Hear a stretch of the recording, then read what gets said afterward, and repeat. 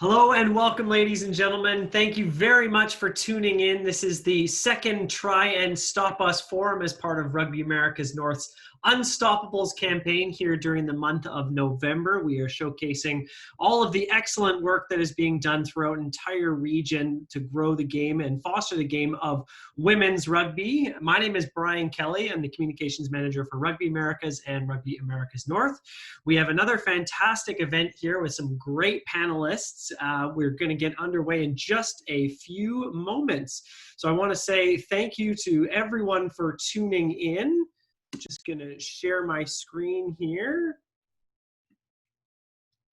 So this is Rugby Beyond the Pitch, Opportunities Abroad. Rugby is one of the truly fascinating games where as long as you show up with a positive attitude and a pair of boots, the game can take you anywhere around the world. There are opportunities to play, to coach, to volunteer, to get scholarships, to advance your career, to network, to party, to have fun, to visit stadiums all around the world playing this great game that we love. And through the panelists that we have here tonight and some of the discussions that we're going to have, we're going to explore these topics and how someone from Canada or USA or Mexico or all throughout the Caribbean can truly take advantage of this game of rugby. So a bit of housekeeping before we get underway. Today's presentation is going to be in English and in Spanish.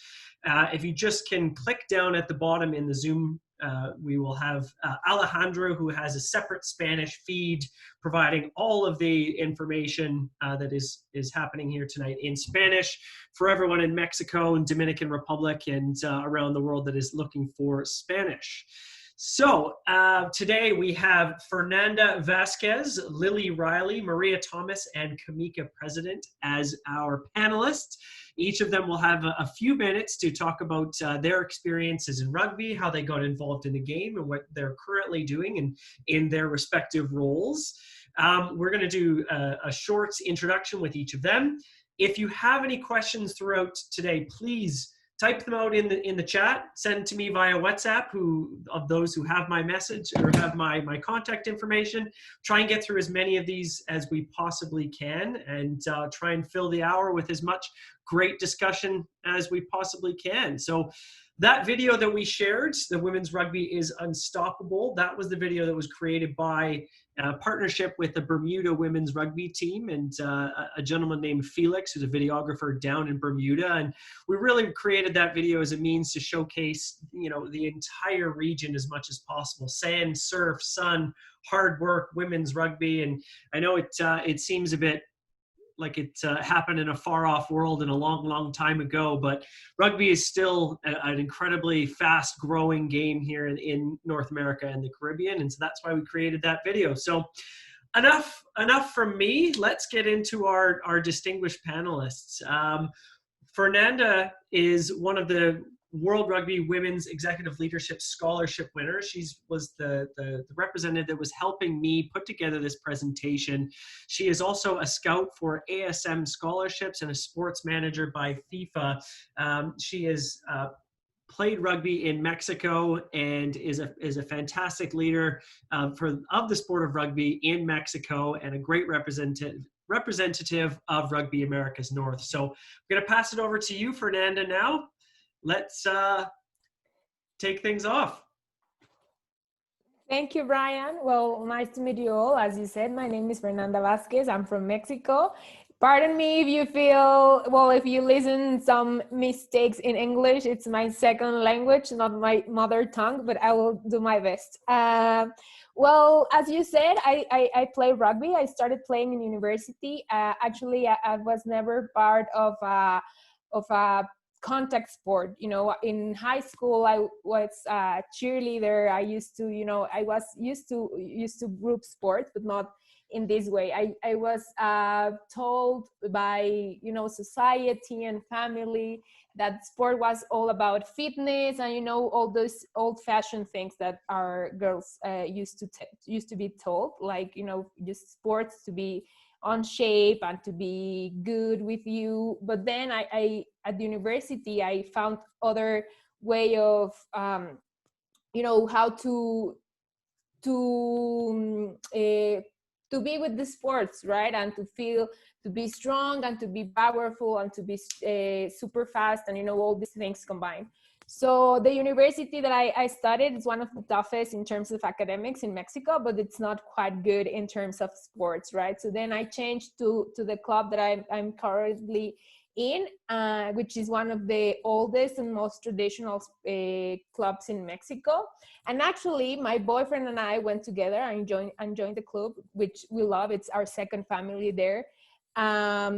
But I realized some things. I mean, we used to train together. We used to do our sessions in the gym together and all these things that, I mean, I was sure that we were doing the same things in terms of effort and, you know, the time of putting the effort in it to be ready for the game. And then I realized that some things were not like quite there, even though that I tried. The things for him were more, you know, the scenario was different for him, things that that I was not aware before of getting into the sport, right? So then after thinking about it and maybe, you know, doing the wrong questions to me, like why was I not receiving things, it was that it just simply was not there. The structure for women's rugby was not there yet to be like, you know, this huge a scenario to being like a huge opportunity, right? So then I decided that I was not to ask for them. I was going to take them and I was going to build it. Not just for me, of course, for me, because I love the game, but also for my teammates and the girls that are coming before me, right? Well, or after me and everyone, right? So that's when I changed my path to the sports management, to more to the administration part. I then became a board member of my club, which I represented the girls, but also, you know, like the whole structure was, it was amazing. And after that, and a few more ups and downs, last year I received the World Rugby scholarship for women in leadership, which gave me like another new perspective, right? I took the opportunity to go to Spain to play rugby, but also to know more and to study sports management in one of the FIFA centers in the Soccer Federation of Spain, which it gave me a lot of other options that what could be made in Mexico and in our region and in our context, right?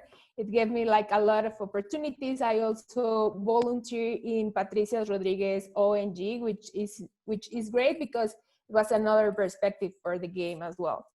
So all the things I've been doing, of course, are for me and to, you know, to grow my knowledge and to boost my career. But it also, every time it's in my mind that I want to give something back to the community, right? Because rugby has given a lot to me. It has made me the person that I am now, and I just want to give something back. And recently, one of the things that I've been doing related to rugby as well is that I've became part of ASM scholarships. And actually, it's a funny story because I joined because I helped one of my teammates get a scholarship to Canada, a rugby scholarship.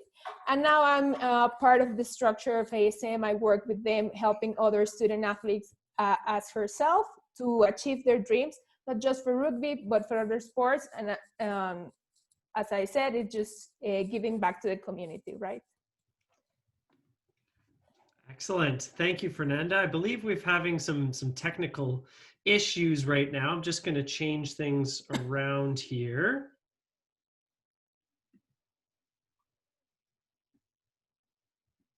Perfect.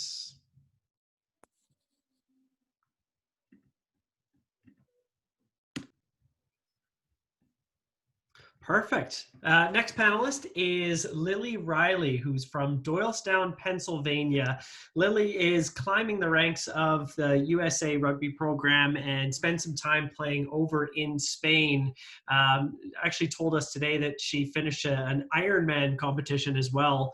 So that's pretty incredible, and I'd love to hear more about that. It's a pretty fantastic feat of excellence. But Lily was also playing over in Spain when the lockdown happened, and had to come back to the USA now. So Lily, over to you. Yeah, so hey guys, like Brian said, my name is Lily.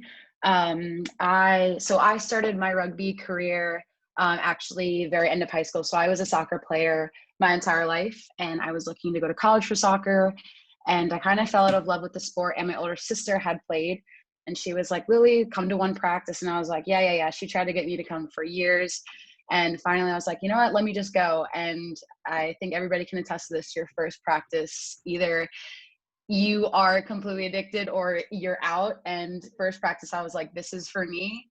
And I fell in love with the sport. Ended up going to Westchester University. I played there for a couple years. I became a NCAA All-American.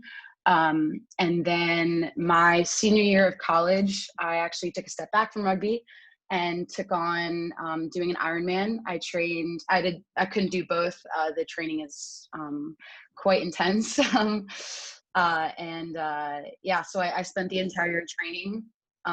Finished my Ironman back last July in 2019 in Lake Placid. Craziest experience of my life, honestly. And then I, worked my way back. I had to heal my body after that because it's pretty intense and pretty grueling. Started going back in the club, played with Doylestown, and then I had a friend in WPL who had said that a team that she had played for in Spain was looking for some backs. And that team was Olympico. And I was actually pursuing my master's in social work at that time at Temple University. And I just, kind of figured, this is kind of a once in a lifetime opportunity to just kind of like pick up and leave. So I picked up and I went. And it was a crazy experience, super cool. Unfortunately, it was shorter than I wish it could have been because of COVID. I got there in about January. I had to leave end of March. And yeah, awesome experience. And now it's really inspired me and influenced me to go play around. And in this last year, COVID has also made this difficult, but I have looked to play in Ireland in the AIL, in Italy, in their Premier League. And so we just have to see what kind of happens, what COVID will allow. So that is my rugby story in short. The constant waiting game of wondering what will happen, but it's important to make sure that we're still moving forward and still preparing for life after COVID, if and when that ever does happen. I'm getting some messages via WhatsApp saying that the translation is not correct right now. So if you're looking for the Spanish translation, it's actually on the English channel. If you're having issues, I'll try and get it sorted as we keep moving on here, and I apologize on that. Let's keep moving on though. So next is Kamika President. For those that have been following Rugby America's North in recent years, you'll notice that St. Lucia has really been climbing the ranks, and they finished third in our RAN Sevens last year, and they were one of the Rugby America's North 2019 award winners, and they've just really been doing some incredible stuff down there. And so Kamika is one of the stars of the St. Lucia national team, and she is currently studying at St. Mary's University on a rugby scholarship. So Kamika, over to you. Hi, thank you for the introduction. My name is Kamika President. I started rugby not too long ago, so I don't really have much to talk about. Just like Lily, I wasn't playing rugby from the start.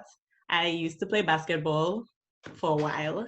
And after basketball, when I couldn't play basketball anymore, I had nothing doing. So my sister, like Lily too, begged me to play rugby. So I tried that one day and I liked it. And from there, I've played in Martinique, Guadeloupe. We've played at the Barbados Rugby Sevens. We played in Caymans for RAN and Barbados for RAN. And I met with Gavin. My sister introduced me to Gavin, who's a part of the ASM scholarship group, where Fernanda is working with right now. And they introduced me to some coaches, and I spoke with one from Mount St. Mary's, and I got a scholarship earlier this year to play for Mount St. Mary's University, and I'm currently here playing as their fullback. That's it. Excellent. Thank you, Kamika. We'll dive deeper into that once we get into the Q&A portion. Last and certainly not least, a woman who needs very little introduction in the Rugby Americas North women's rugby group here. Maria Thomas from Trinidad and Tobago, an international, recently competed at the Lima 2019 Pan Am Games in Peru last year, the first time Trinidad and Tobago ever competed in the Pan Am Games. She's also a women's rugby executive leadership scholarship winner, just finished her Master's of Sport Administration, Russian International Olympic University, and she is secretary of the Trinidad and Tobago Rugby Football Union. Maria, over to you. Thank you very much, Brian. I think my mic's on there. Yes, the older I get, the harder it is to keep my introduction short. One of the things I always like to focus on is that things don't always go the way you expected or the way that you planned, and it's one of the great things about rugby, and I think that's why people have such a personal connection with the sport, because it's something that grows with you. I did not start rugby early. I didn't start until I was in university. And actually my friend, Tamara Dixon, hi Tamara if you're watching, she advised me that I should play rugby. And I took her up on it, and that's how I got into the game. I did rush into tryouts at the university, and I was unsuccessful. So for those of you who think that all these stories are just success after success, they're not. We have lots of times when we don't get the results that we want. However, I did go to play for the City Club, which was London St. George's, and I loved the aggression of that club. So that's how I got started. Moving over to Trinidad and Tobago, I started playing there before I lived there, and that's with the UE rugby team. They immediately welcomed me as family, and I'm ever grateful for them having given me such a great introduction to rugby in Trinidad and Tobago. So I was playing on the men's side. There wasn't a women's side. There weren't a lot of women's rugby teams at the time, but when they started to develop, I moved over to Caribs, and that was to play on the women's rugby team. And I had my eyes kind of set to train with the national team at that time.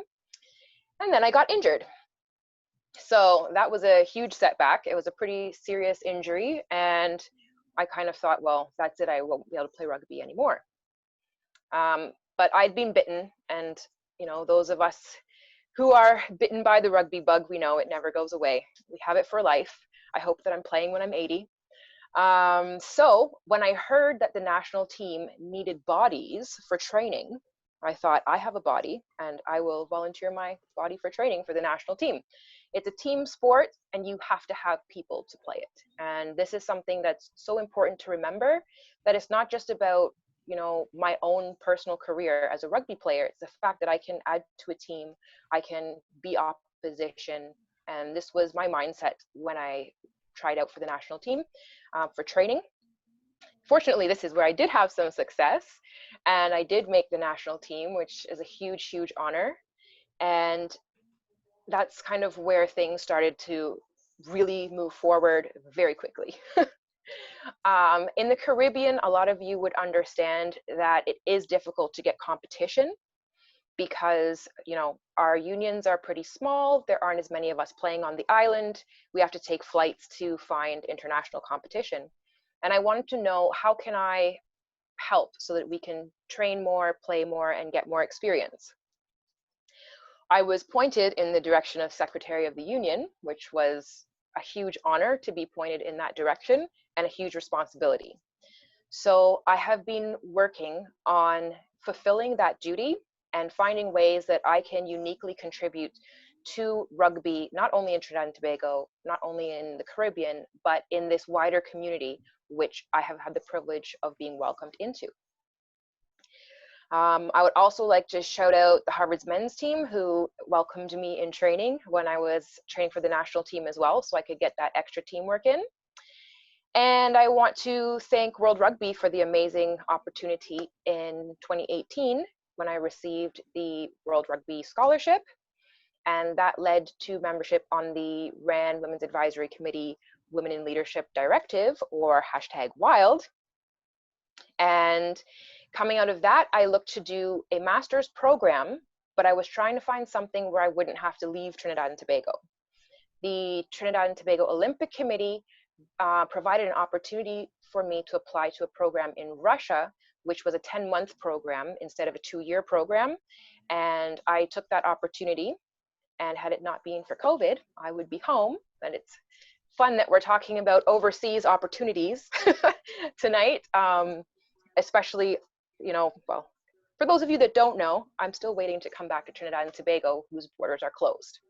So I've been really able to make the most of it because of the rugby community and the nature of it. I was on my way home, stopped in Ireland, and the rugby community there was so welcoming. I got to sign up for and join in some projects that World Rugby is working on, like the Captains Project, which is very exciting, and continue work with the Women in Leadership Directive and the work that RAN is doing, particularly for this month with the Unstoppables. So I think that'll do for now. Excellent. Thank you very much, Maria. Okay, there we go. So just a reminder to everyone, continue to ask your questions down in the chat, and I'll try and get to as many of them as possible. But first, before we get into the Q&A, I want to put our panelists on the spot. I warned them beforehand that I would, but let's put them on the spot right now. So I know this is a COVID world, and we're all waiting with closed borders and grounded flights, but in a pre-COVID world, I want all of you to share a moment where you were on the other side of the world, or international, you know, playing rugby or watching rugby or taking part in rugby, when you realized, wow, this sport is truly global and a really incredible, fun sport to take in on the other side of the world. I'll give an example quickly, and then I'm going to pass it over to you. I was 18 years old, went on a rugby trip to Ireland, Scotland, and Wales. Playing in Scotland, bagpiped onto the field with sideways rain and wind with the entire school watching, and I realized, okay, this is a fun game. In Scotland with the bagpipes, it was just an incredible moment right now. So who wants to go first? Share a moment that you just will never forget. Maria? Oh. So my senior year of high school, which was like the first year that I played, there's CRC's, which is like a sevens tournament in PPL Park in Philadelphia. And I remember there were all of the sevens teams, or like the collegiate teams, you know, there were people from all over the world that were like contracted, like on these teams, and playing in the stadium. I remember looking into the stands and I was like, this is such an incredible sport. And it just drove me to kind of want to play on like a bigger field, a bigger crowd. And yeah, I think every athlete kind of dreams of that. Excellent. Who's next? Well, for me, it was the time that I joined the Mexican National Camp. And I just felt that I could be doing that all day, training and playing, and being with my friends and, sharing those precious moments. And I said, this is what I want to do. I love the sport. I love the vibe. I love rugby. Excellent. For me, rugby is my yoga. So sometimes it's hard for people to understand that, but the more crazy and hectic it is, that's the more peaceful I feel, because you just have, to figure out which way is up, who you're supposed to be pushing against, who has the ball, don't drop the ball, secure the ball, save the ball, never ever lose possession of the ball. So the moments in rugby for me that stand out, or one in particular that stands out the most, is my first cap for Trinidad and Tobago. It was in Miami. We were playing against Jamaica, and it was a really meaningful game for me because I was playing against someone that I knew, and I knew that she had the same understanding of rugby and of that aggression, but that it's not a mean aggression. And I knew that I had to hit her as hard as I possibly could, or I would just be embarrassed for life. And it was that freedom of knowing that to do my best, it meant fulfilling these requirements, giving the best tackle that I could give, hitting her as hard as I could, and that wasn't going to affect it. It wasn't going to be taken the wrong way. It was, going to, if I did a good job, she would be proud of me and congratulate me afterwards. And I think that's such an important part of rugby. And that's a memory that has always stood out for me. Excellent. Kamika? My memory was the first tournament I ever went to. It was not very international, it was more regional. It was in Martinique with all the French countries. And that was my first game. I didn't know if I was doing well or not, but everybody was telling me, "Oh, you did so well." And in the end, I got MVP of the tournament, and I'm like, "How? I don't know what I did." But that time I knew, okay, maybe there's something in this for me. Excellent. Well said. So let's get underway with the Q&A now. Fernanda, I'm going to pass it over to you. You and I had original discussions about this topic, about playing rugby abroad. And I know this is a crazy year with being COVID, and we need to keep thinking about moving forward and what 2021, 2022 and beyond looks like. Why is this topic important for women in North America and the Caribbean? Well, that's a good question, Brian, and that's what we've been talking about. And actually, it's because sometimes, being in the rugby community is known to be, really welcoming and open opportunities. So maybe for sometimes for guys, it can be more like used to, but for girls there are other different options as well, and sometimes it might not be on the table like really open or really explicit, but it's more about as kind of what I said at the beginning, you have to take your opportunities, you have to make it your own. And as Lily said, it's not a matter of you are like a elite player or maybe an amateur one, or you just want to go abroad and to join a club. You just have to knock those doors and they are going to be like super welcoming to you. Like for my side, I went to Spain, of course, to study, but I also tried different clubs and different other things that I could make myself useful, learn a lot. And I'm not an elite player, and I spent a great time there, learning a lot, sharing those like precious times, of course, COVID and everything. But it's just a matter of telling other women and girls that there are opportunities abroad. They just have to knock the door for them to be listened. Excellent. Lily, over to you now. Talk about getting back into the game of rugby after taking some time off, and what was it like going over and strapping up the boots and playing rugby over in Spain? Yeah, so I took I was almost a year and a half off from rugby, because obviously it became a dream of mine to complete this like insane feat. And yeah, I had to give up my love of rugby for a year and a half, and getting back into it was really difficult because I was dealing with a lot of injuries after my Ironman, because it was just constant work and everything on my body. So I was like, let me just start like my town club and just play with the women, just get my feet wet, and it was good. I felt really good getting back in there. And then I actually got to play a game with WPL, which was really fun. Yeah, it was great getting back into that. And then, when a friend had reached out to me saying that there was this opportunity, I was like, you know what, this is something that I really, really would love to do. And I'm going to be honest, it was actually a really difficult transition for me. Aside from the language barrier, obviously, which the team was so welcoming and so helpful with, and a lot of them knew English, a lot of them helped me out. And I was like, you guys need to speak Spanish so I can learn. But just like getting back to that level it was a bit difficult because I was out of that level for so long, and it was it was a bit difficult, but and it stunk because by the time I was starting to feel like I was getting used to it was when COVID hit. So who would have known what would have happened, but there are so many amazing opportunities abroad, and I'm really excited to see where I go next. Excellent.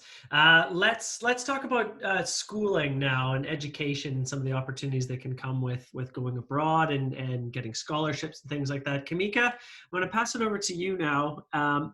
tell me about the experience of, you got your scholarship and you packed your bags, flew to the USA. What was that opportunity like? Was it scary? Was it difficult? Were there moments of aha, or just talk to me more about it? It wasn't as difficult as I expected it to be, but I had a lot to do before I came here. I had to, in the Caribbean, we don't use GPA that much, so I had to get my transcripts translated or converted to the GPA format, which took a while. Um, I had to do the SATs or the ACTs, but the schools don't use that these days because of COVID. They don't accept it this year because, well, we couldn't take it. So that was a plus for me. On coming here, I had to do a lot of testing before I came, which that too took a long time because I had to go to Barbados, get the visa, come back, take the test again, then go up to the state, come up to the States. But it was smooth, I would say. It was smooth. It was a smooth transition from there to here. So it would be easy for anybody else. Did you find that there was a culture shock going from St. Lucia to the US and to jumping right into university? Yeah, a bit. In St. Lucia, with the females don't really practice 15s, but at Mountain Mary's, they do 15s in the fall, and I did not know a thing about 15s, so it's like learning rugby all over again. So, yeah. Good. Thank you. Maria, over to you now. So Maria, you've played for Trinidad and Tobago for a number of years now, and after winning the scholarship from World Rugby, you took your studies all the way over to Russia. So first of all, why Russia? And second of all, how was the experience? And third, which is a question from Tamara Dixon, why is it important for women to have access to the opportunity that you had in Russia? All right, so initially it was not my intention to do a program that would take me consistently out of Trinidad and Tobago. I had looked into some programs where I would be back and forth, but TTOC had recommended this program and I applied, and it was amazing to be accepted into this scholarship program because, I mean, it was Russia, so that was really cool for me, a place that I was excited to travel to. And yeah, it was definitely an interesting experience. You have to get the invitation, going through the visa process. This was happening while I was in Lima for Pan Am Games and heading after that to Miami for RAN AGM, and then finding out I also had to go to Canada to get my documents stamped by the government so that they would be accepted. My first degree would be accepted in Russia. So it was definitely a total whirlwind to get there. The experience, absolutely amazing. I really liked being immersed in another culture and another language. And it's an international program. So my classmates were from all around the world. So it helped me to connect with people who, like me, are involved in sport, involved in Olympic sport in, I think there were about 17 different countries in my program. So this was really amazing. I'm able to follow up with one of my colleagues from France who's working towards World Cup coming up. So many opportunities like this. And also it meant that I could get perspectives on the things that people were working on in their unions, in their national sporting organizations. A good percentage of my classmates and my colleagues, they are involved with their NSO or with their Olympic committee. So it was definitely a great place to share ideas. The third question, I've been trying to hold them all in this brain of mine. It's really important for women to have these opportunities because it can be easy to think that opportunities are out of reach. It can be easy to think that even though you may see a pathway, maybe you don't think that it's right for you. Maybe you think it'll be too difficult. Maybe you think that you won't have support. And one of the biggest things that I realized going through this process is that you will have support. It might not be from the people that you expected to get it from, but you will always have support. In Russia, I would wear my rugby gear, and I wore it on the bus one day, and a woman from South Africa said, "Oh, you play rugby?" And I was so surprised that someone was speaking to me in English, first of all. But we struck up a conversation. It wasn't that she played, she was just interested. And also in Russia, my friends in Russia would know that I was interested in rugby. So when they would see that the rugby was coming to Sochi, they would always tell me. So I was able to go to a 15s tournament. I was able to go to the international match Russia versus Spain. And I was able to go to the national championships for women's sevens, which was absolutely amazing.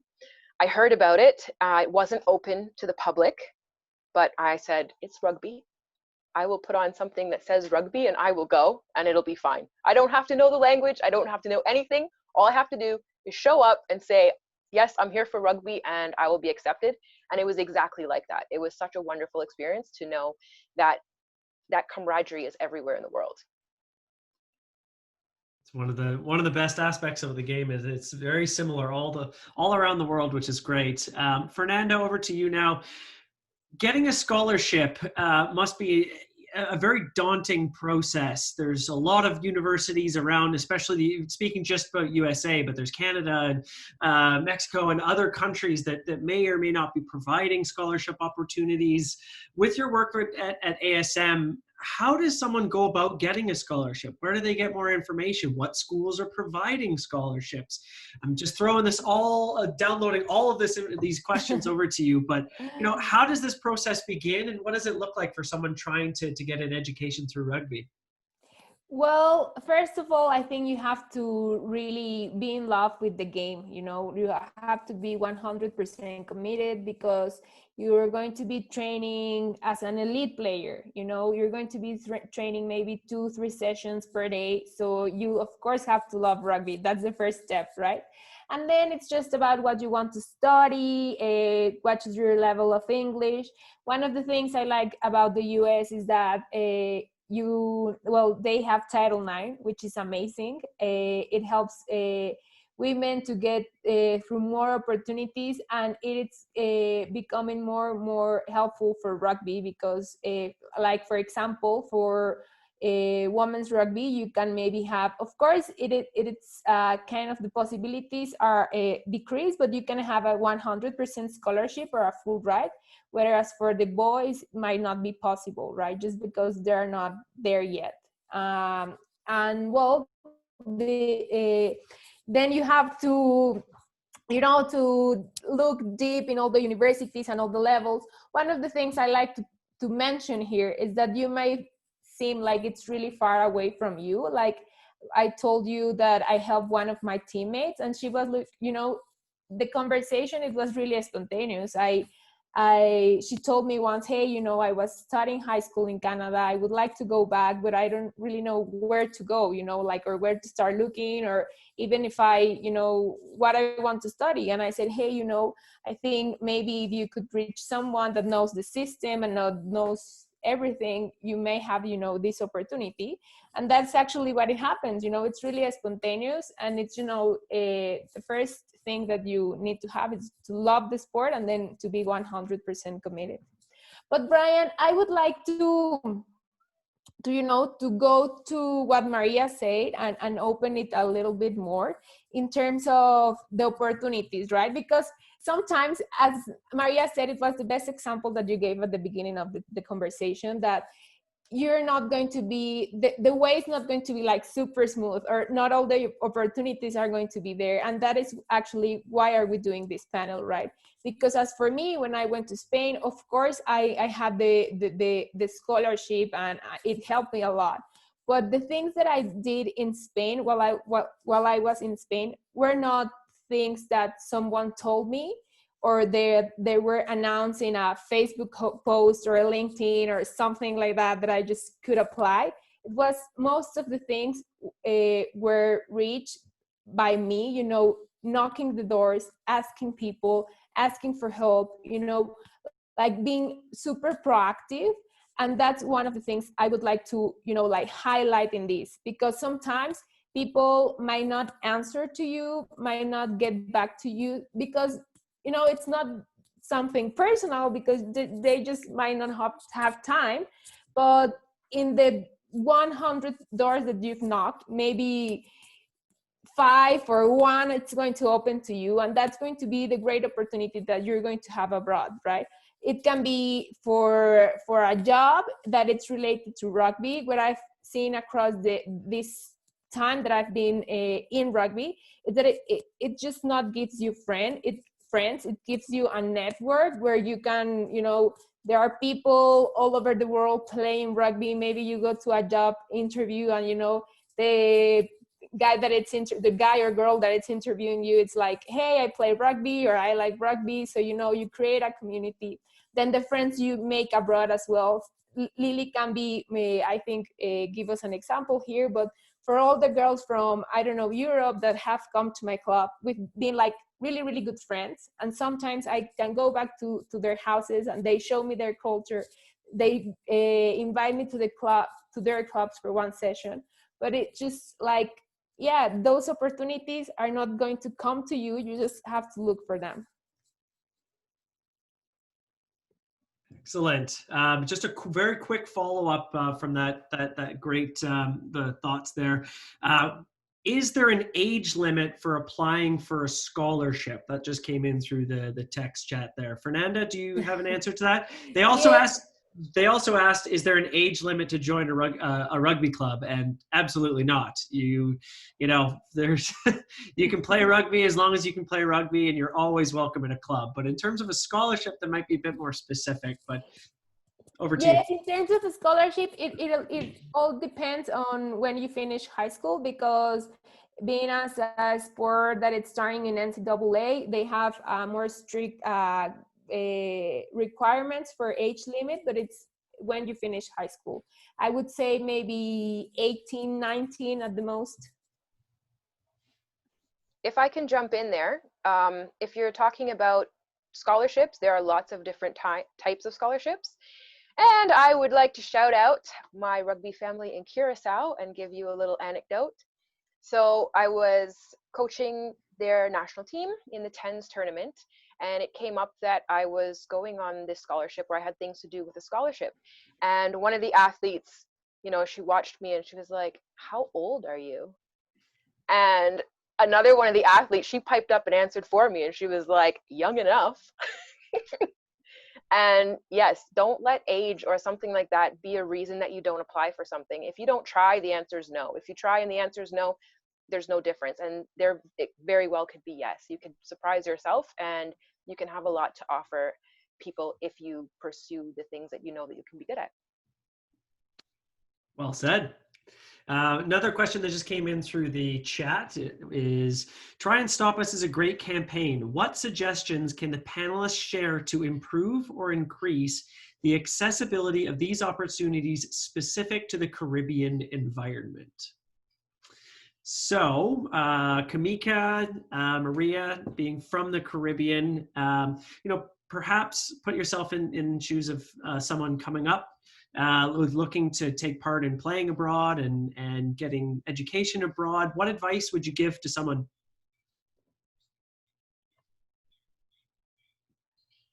All right, I can jump in there. One of the mandates, one of the goals that we've set for ourselves with WILD is to increase representation throughout the Caribbean. We hear very often, if you see it, you can be it. And yes, I think people have an understanding that they can achieve anything that they want to be. I hope that we're at least at a point now where, everyone's not feeling like they can't accomplish their dreams. But sometimes it's very hard to know who to reach out to and who to talk to.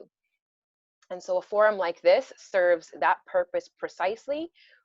Reach out to your clubs, reach out to unions, reach out to us. I'm always happy to talk to people, to direct people to someone better to talk to than me, because I have had so much guidance. I've had so many people reach out to me, especially during this time.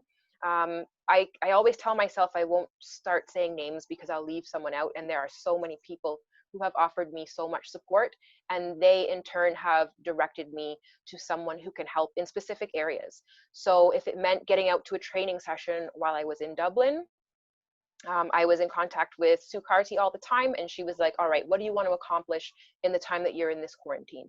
And what do you want to accomplish in the time that you're here?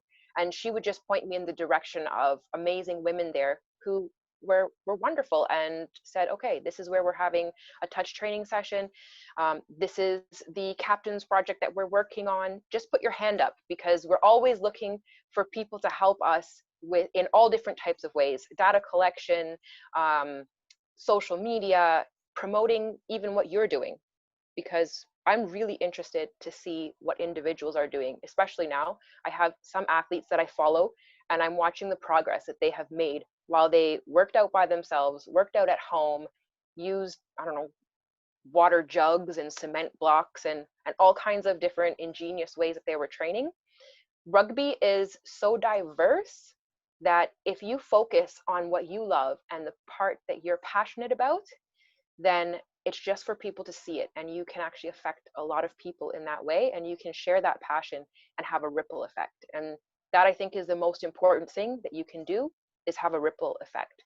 No one of us will be here forever, and it's the impact that we can make while we're here that's important.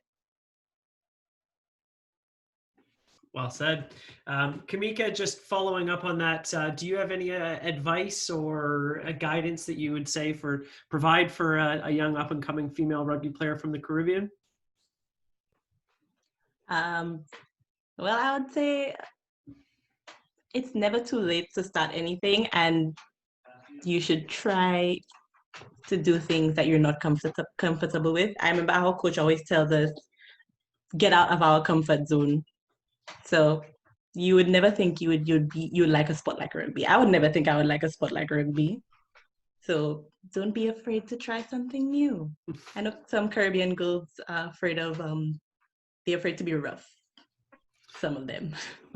And that thank you for that. And that sort of ties into another question that we had from Kathy Daniel from Barbados. She said, what can be done to attract more female players? A lot of the public still sees this as too violent for females. We've got 4 women who've played all around the world at varying levels and play it for A, the love of the game, B, representing your country. What would you say to anyone that thinks it's too violent, and how can we change that narrative? Lily, do you want to? I'll start with you. Oh yeah, sure. I was gonna say, I think as a rugby player, you kind of take pride in the violence of it. I think it's like one of the coolest aspects of it is that you're just this strong and you are a force to be reckoned with on the field. And I think like once you immerse yourself into the community, and once people who love rugby and are a part of it, that's what they love. They love that you can be, violent and hit someone as hard as you can, and then you're laughing and singing rugby songs to them after the game. It's a really, really cool thing. And I think kind of like what Kamika said, it's, at the end of the day, like it's your choice if you want to play it. There were a lot of people when I was transitioning to rugby that tried to veer me the other way. I mean, obviously my mom was like, what are you doing? Why are you, even though my sister had played, she was like, are you sure? Like it's a little violent. I'm like, no, that's why I want to try it, And, there were friends of mine who, people like make judgments and everything. And again, at the end of the day, I was like, this is something that I really want to try. And when I went to the practice, I was like, I love this. And there's so many opportunities, and the community is like no other. I've played sports my entire life, and I have done all different kinds of sports. Obviously, soccer was one of the main ones, but I have never experienced a community like the rugby community, and just how much support we have. Like Maria said, there is support everywhere that you look, all different levels, family, friends, people you would have never thought that you met through rugby. And it's just, it's such an incredible community. Well said. Who's next?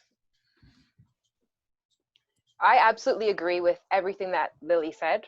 I'm also from the old school days when some of the things we can do, you can't even do anymore. So it is safe. It's safer than it used to be, for sure. However, I will actually reach out to people who maybe don't feel as comfortable with that, and say that there are a lot of opportunities to get into rugby that are not as violent. Many of us are very proud of the baptism of fire that we experienced. But you can start out playing touch rugby, or you can start out playing beach rugby, or you can even come around a rugby club, because something as players that we maybe don't think about as much, that I now have to think about quite a lot, is the administrative side of things. And there are so many roles: administration, media, preparing things so that you have food, drinks. There's so much that goes into a community that you don't actually even have to be on the pitch. You don't have to be the one who's playing to contribute. You don't have to be the star player to contribute. You know, just by being there, your presence is appreciated. And people in rugby are pretty understanding people. If you just express yourself, just be clear. If you're a little bit shy, if you're not that comfortable, you can come and watch a session. You know what I mean? Whoever you reached out to, they'll look out for you, and they'll really try to make sure that you can be as comfortable as possible until you find your space in the community.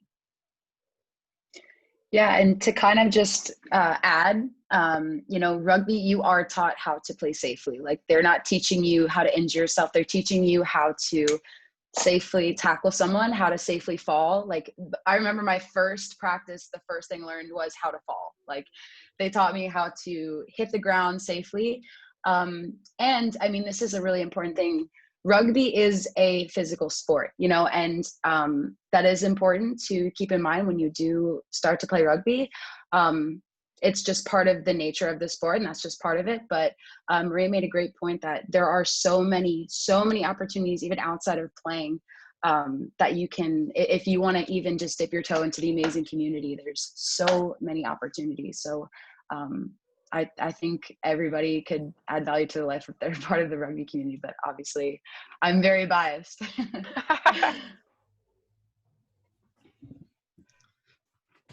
Fernanda, Kamika, anything to add? Yes, well, as I think Lily and Maria said, there are other opportunities outside the field. One of the questions, I think, is that what are the opportunities for single moms abroad? You know, those are the type of things that are good to ask. And, you know, the opportunities abroad can be so much different. I mean, if you maybe you can volunteer in, as you said, maybe not as a player, but as a manager, or maybe, you know, to give classes to the young kids, or to the, you know, into the grassroots level or something like that. It's going to be really, really helpful, right? So finding those ways and type of things that can help you and make your experience like really, really helpful. It's going to like really complete, and, you know, with all the aspects covered, it's just going to be really good. I think y'all have said it all. Gotcha. Another question coming in from Kathy Daniel, which I think we touched a lot on last week, was what about professional opportunities after school, college, sports management, coaching? I want to sort of tie that into a question that I had. So rugby is a game filled with the most incredible people, both on and off the field. How important, when you're abroad, or when you're making connections, or when you're at international competitions, or you're getting your schooling done, how important is networking and making sure that you're shaking the right hands and connecting with the right people, and using these international opportunities to better yourself and ultimately better your union, your club, and where you come from? I think, Ryan, I would like to answer to your question. And last year, when I went to Spain, I volunteered in the Patricia Rodriguez ONG, right? So that was not something that was on LinkedIn and that I apply. And that is really important, right? About doing the network, asking, and, you know, going for the opportunities. So here it's more or less the same thing, right? And Lily can tell her, because actually we met at Olympico, and I know all her process and how the doors were open to her, and it's kind of more or less the same thing, right? So it was something about us just asking, and maybe sometimes as women we don't feel comfortable asking for things, but just try, you know. Of course, maybe they're not going to give you all the things that you are asking for, but they are going to say, okay, maybe I cannot help you because this is not in my area of expertise, but I can direct you to someone that can, you know, in sports management, in coaching, in not just as a rugby player, also in refereeing. You know, one of the things I came across is that in all of the world, there's a need of good rugby referees, right? So if you are in your country just trying to get some exposure and some expertise, if you have the time to go abroad and, you know, say, hey, I've done this and this, and I would like to go overseas and maybe look for other opportunities, but, you know, I don't have maybe an income, or I have some savings, but I would like to look for another type of jobs.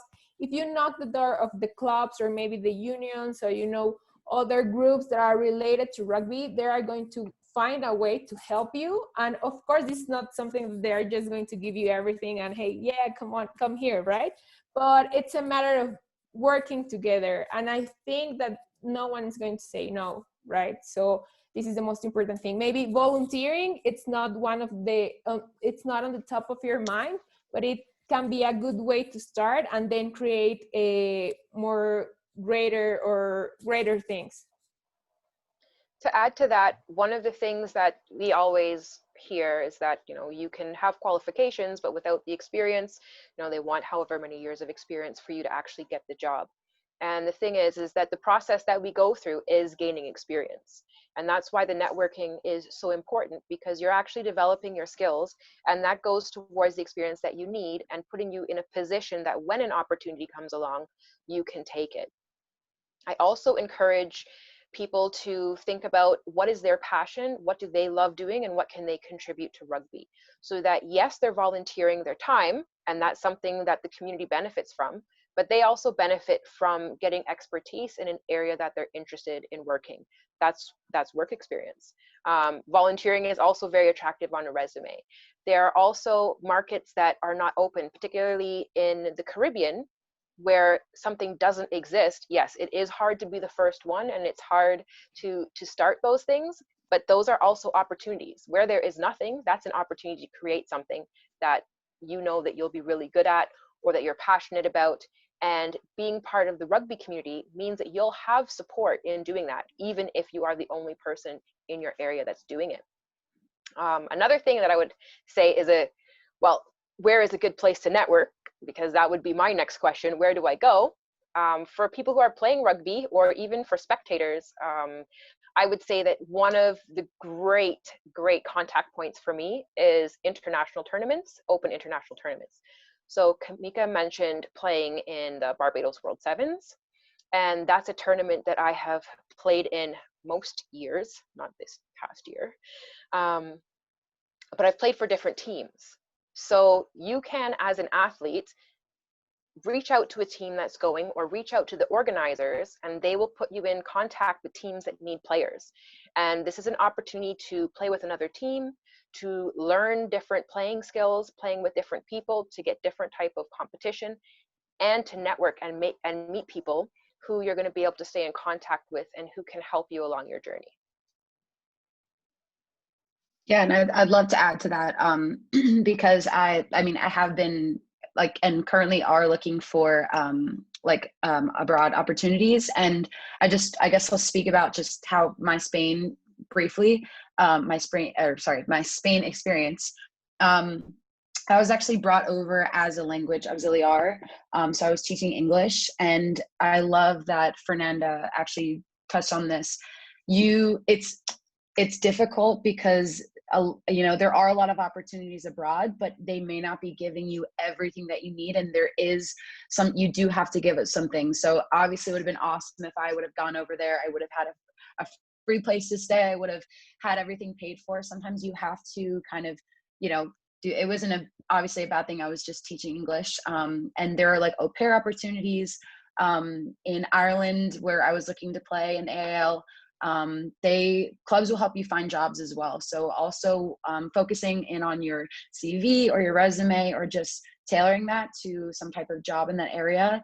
And then asking teammates, asking coaches, asking them, hey, do you know of any people and Marie made a great point, playing in tournaments where you are, sometimes you have to put yourself out there. It's really hard to always expect coaches to find you, because you know, I mean, I played at the college level for only a few years, and to kind of be where I want to be in the United States in a couple of years, I have to give things up and put myself in a position where I have to get exposure. And, you know, that's why I want to go play in other countries and find these opportunities. So I'm, like Fernanda said, knocking on doors. I think Marie also said that, knocking on doors, putting yourself out there, reaching out, and just advocating for yourself as a player. And if you never try, you will never know. So just keep trying, keep reaching out, and there are so many opportunities out there. The last thing I'd add to that question is that, coming from an administration standpoint, just change over my hat for a second here, administrators are looking for help. We are looking for people to populate committees. We are looking for people to tell us, like, what's actually happening on the ground. What is your experience?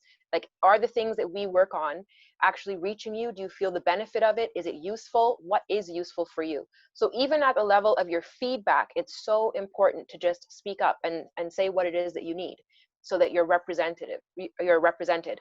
Find someone who you trust to represent your views, and make sure that they're heard. It's important, and it affects a lot of people. And again, volunteering on committees is an excellent way to network, to give back, and to put yourself in a position for opportunities. Well said. Thank you, ladies. So the next 18 months is, of course, COVID is COVID, and that's what we all know, and it's just kind of there. But in the next sort of 12 months, there's a lot going on in the world of women's rugby, mainly being the Olympics pushed to 2021. You've got the Women's Rugby World Cup, or just the Rugby World Cup, I would mix that up, in New Zealand. We've got lots of other international competitions just chomping at the bit to get back underway. Maria, you and I talked briefly about it yesterday, but you're also working on a project called the Captains Project with World Rugby. World Rugby is putting a huge emphasis on women's rugby and growing the game. So my question to you and to the entire panel is, how can we leverage and really build the momentum, continue building off the momentum that women's rugby has at the moment, and continuing getting the ball into more women's hands once COVID is long gone? Well, to start the ball rolling, for me, I really believe it's that community aspect. That is something that I have always loved about rugby. It's something that has kept me in the game. It's something that has supported me at times when I did not feel as enthusiastic and hopeful as I would like to. It's something that can take on different forms. So being a scholarship recipient, I am now part of a community of, I think it's at least 30 people now. I should have looked up that number before I came on here, but we have a global network of these scholarship recipients. We're all peers. We all have similar experiences, and we support each other. The Captains Project is something else. It is helping to build a database for female captains and vice captains throughout history.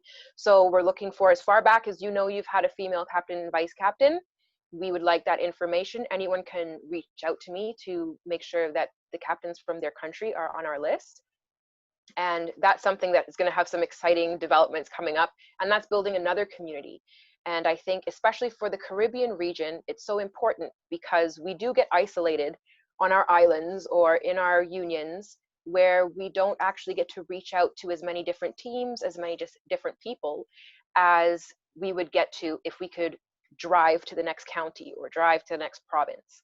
And these are ways that we can adapt, which also works with the new things we're having to do for COVID, that we can take advantage of using online forums, different media forums to build these communities, which I really think is the key to supporting women.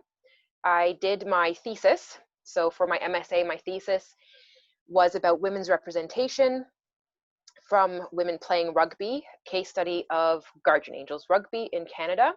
And I saw some really interesting patterns, and I extended the research to another group, which was the scholarship recipient group, to see what was important. So the first group for data collection, I knew they all played rugby did they have leadership roles? The second group, I knew they had leadership roles, but did they all play rugby? And what it came down to was the most important aspect was having that community and that support, which is why I also reach out to everyone, that everyone is needed. It's a team sport. You can't, I always joke about rugby ones when I have to go and do work by myself, but you can't play rugby ones. You need a team, and everyone has a different role that is equally important. So in Guardian Angels, yes, there was an interesting number of women who are in leadership positions, but there are also women who just want to come out, just want to play, even if it is to get 20 minutes on the field. They're not even trying to play the full 80, but they want to come out, they want to socialize, they want to be with their peers, and they want to have that experience that is taken for granted sometimes for men who have maintained that. And for bridging the gap into moving into different positions in rugby, it means that women still have a community even when they stop playing or they play less, and that's encouraging when they take on other roles. Well said. Thank you, Maria. Fernanda, Lily, Kamika, how do we continue building off the momentum of the last 18 months over the next 18 months to continue growing women's rugby in our region? For me, I think, Brian, I think that one of the most important aspects here is not to lose what we've accomplished so far, right? Because with COVID and everything, sometimes the priorities might change a little bit, but we are the ones who has to make sure that women's rugby are still is in top priority, and that the things that, as I told you, that we've accomplished are not going to be wasted or thrown away.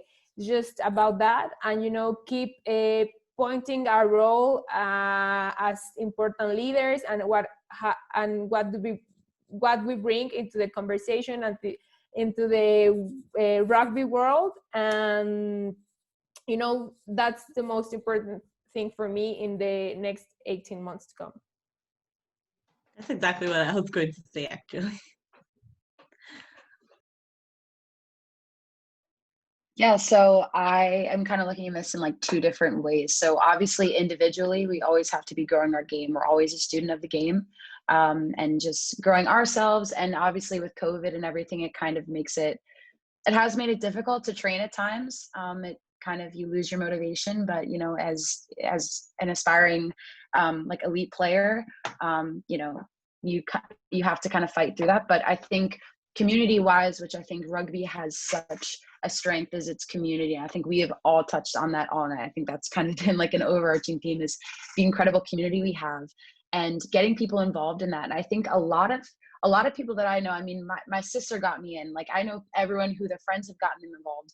And I think for us to continue the game, the ever growing game, to get friends involved, to get people involved, get like on all different levels. If we see that there's a need, and Marie made such a great point, if there isn't something happening, like there is a need right there. There is an opportunity. And how do we fill those? How do we like fill those spots ourselves, or do we know other people? Yeah, and just using our amazing community and our networks and our resources to the rugby world's advantage, I think is an amazing way to kind of just start growing this game even more. Well said. Thank you, Lily. Here's a question that came in through the chat from an anonymous attendee that said, question to all panelists. Do you believe enough has been done to develop women's rugby in your country? That's a great question with a lot of different possibilities in it. So is there something that your country, your club, your union could be doing more to grow women's rugby? You can always do more.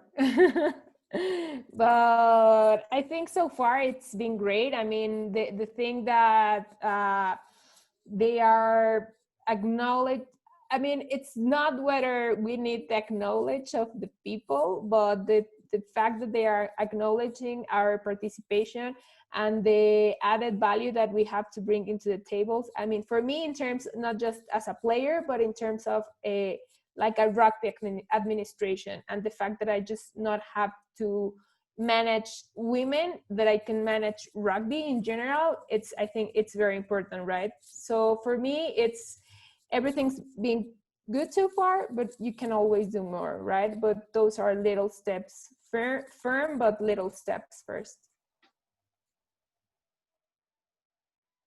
Yeah, I feel like I kind of touched on that earlier. I said, you know, we're always a student of the game, and to say that there's an endpoint of when you stop learning is when you stop growing as a player, and when you stop growing as a club or a community. And one of the really cool things about the rugby's all over the world is there's all different styles. Each team, I think, has their own kind of skills that they're stronger than the other. And I think to kind of tap in multiculturally with rugby is the way that we're going to grow our game where we are. And that's kind of what I've decided to do. That I know that there are, you know, so many things to learn in the game, not only in just teams around in my country, but in other countries. And I think you know, if you are learning things from other cultures, other communities, other clubs, to grow your own individual community, like where I'm from, I want to bring that stuff back. I want to teach that. And as we are always students, we're always teachers. And I think, you know, and this is, you know, when you get to like, I think a certain level, I think some people it becomes very competitive, and people become kind of, I've experienced this kind of secretive of their, the information that they're learning, like skills that they're learning. And I think it's becoming more of like an inclusive thing. I think it's kind of switching roles in that way. Like people are wanting to share more, and to always be sharing what you're learning, and always be, you know, always taking in and being humble, and knowing that, you know, as a player, you don't know everything, and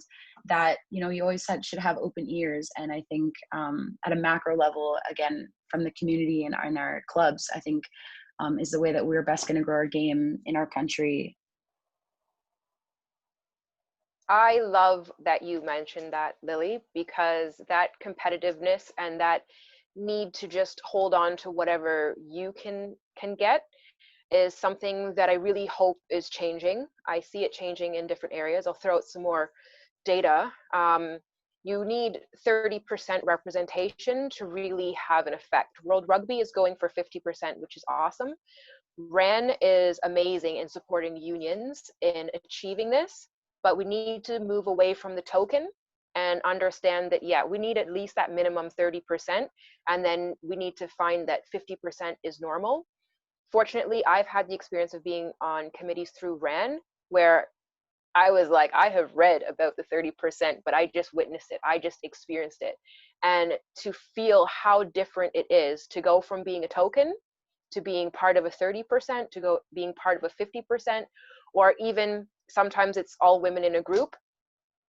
It's very different in the way that you can have conversations, the way things can be prioritized, and the way that things are understood. So yes, I'm excited to see us, you know, pull each other up, include each other, understand that there is space for everyone, and the better we all are together, the better it's going to be for rugby.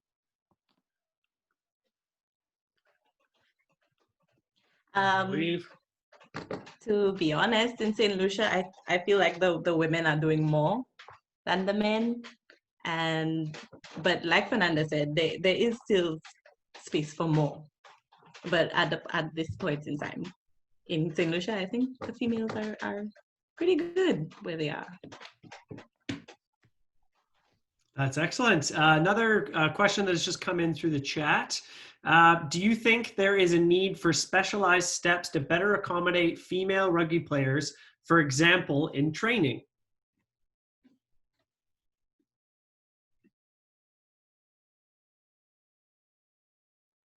Does anyone have any thoughts on if there's a need to specialize for women in training? I think it all depends on the region and the resources that are available. So resources is this thing that gets thrown out all the time that we never have enough of. And I think that it is important to focus on certain things where women may need more resources than men, though I think that men should have the same. Like, I really believe that it should be equal.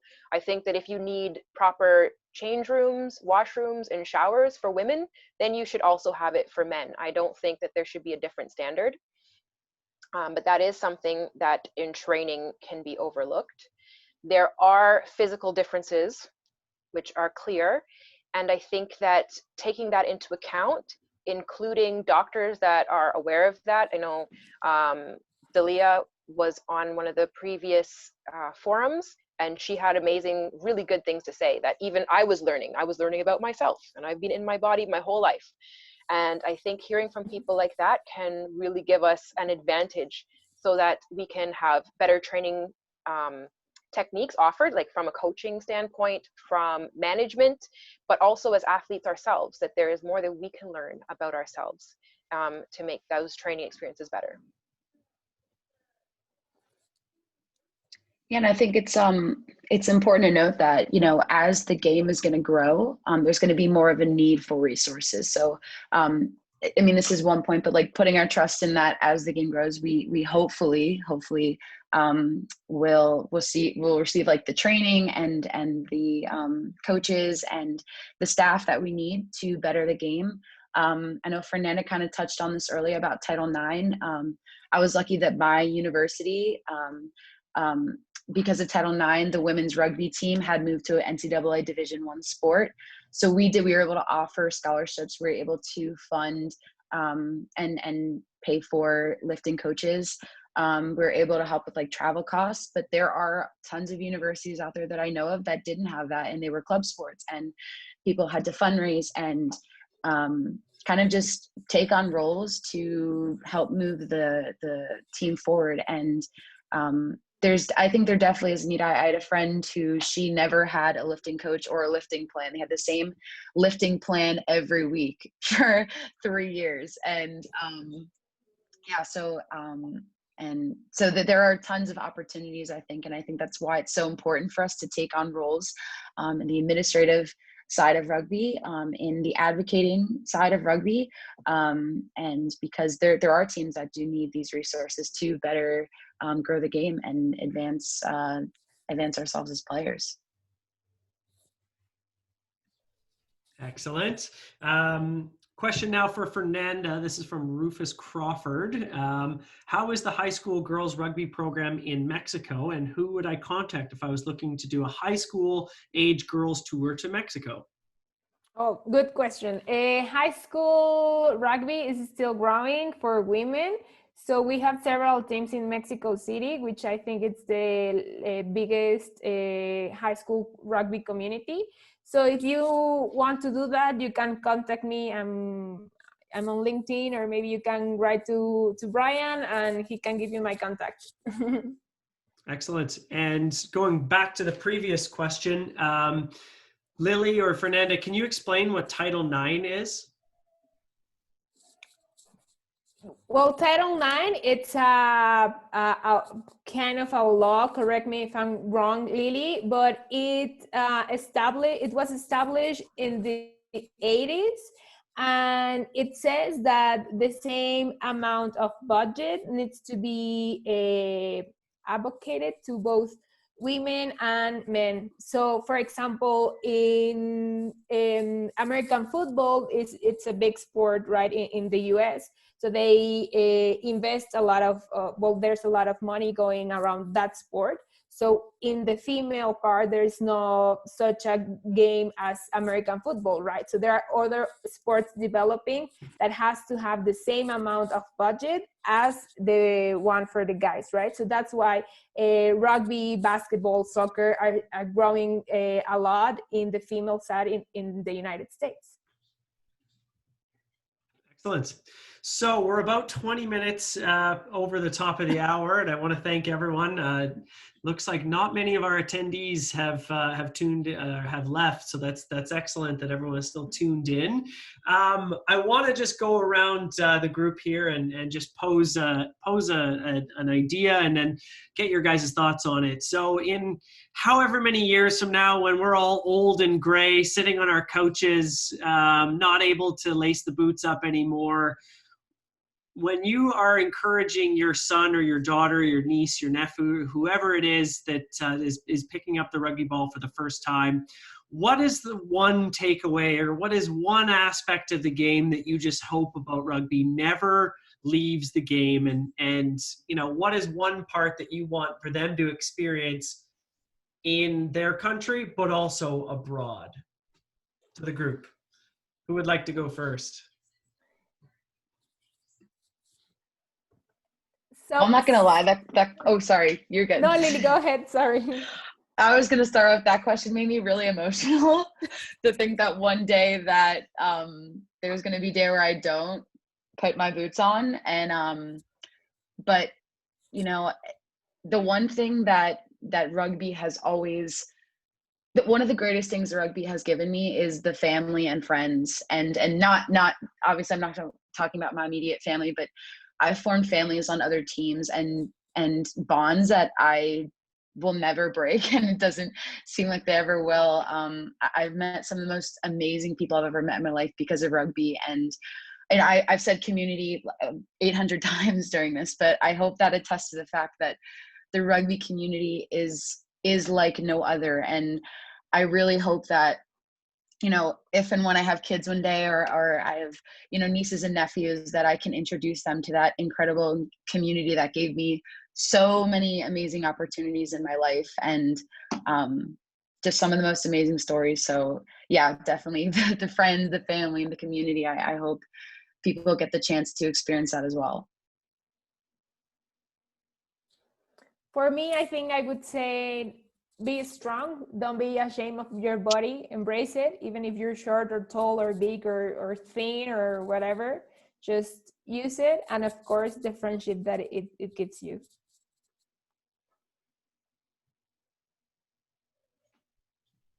Kamika, over to you. Any advice for a young up-and-coming rugby player?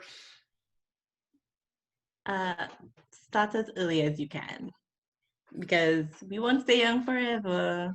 I know there's a lot of things you can do. I mean, rugby gives a lot of opportunities and people don't know that. So the earlier you start, the better. Excellent. And Maria? Well, I'm trying to stay young for as long as I can.